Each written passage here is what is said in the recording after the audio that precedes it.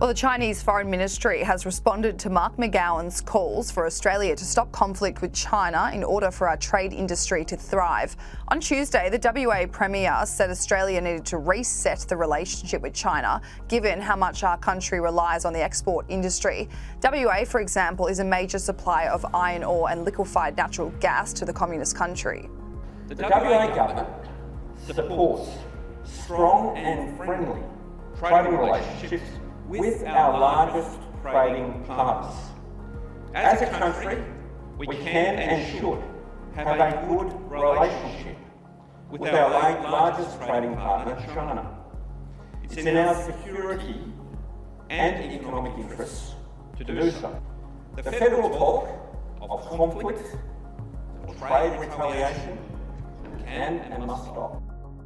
A local reporter for the Beijing Daily asked the Foreign Ministry's spokesperson if China had any comment on Mark McGowan's push for a more stable relationship.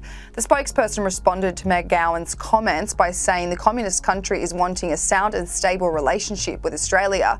He said, for quite some time, people from different social sectors in Australia have expressed concern about the way the Australian government approaches relations with China. The Australian government should heed these constructive opinions, face up to and reflect on the crux of the setbacks in bilateral relations, abandon the Cold War mentality and ideological bias, earnestly uphold the principle of mutual respect and equal treatment. China and Australia tensions have been at an all-time high, with our trade industry suffering heavily because of it.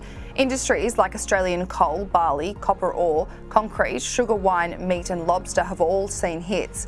In May last year, for example, China imposed 2 tariffs on the Australian barley industry right after Prime Minister Scott Morrison called for an inquiry into the origins of COVID-19. The first was a 73.6% tariff, as China claimed Australia was selling barley for cheaper than it cost to grow it. The second was a 6.9% tariff because China said Australian farmers are subsidised by our government to grow the crops. A few days later, the meat industry was hit as China banned 4 Aussie abattoirs from selling meat to the communist country. Since then, the tensions have continued to escalate in the export industry, eventually trickling down to other abattoirs, the lobster, wine and timber industry. Prime Minister Scott Morrison addressed the tensions with China in an interview with Sky News political editor Andrew Clennell, where he says they are working hard to prevent a Cold War. Boris Johnson was saying that was important today, but he was also saying he didn't want to see a Cold War. Yeah, it's a shared view. That's a shared view of all the leaders. It's our view.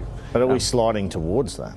We're working hard to prevent that type of an outcome. We've got to find that way of working together, find that way of living together, and not put ourselves in a position where we're being told how to live. Australians fear war with China. You hear that anecdotally. What would you say to reassure them about that? Oh well, that is not an outcome that we would wish for.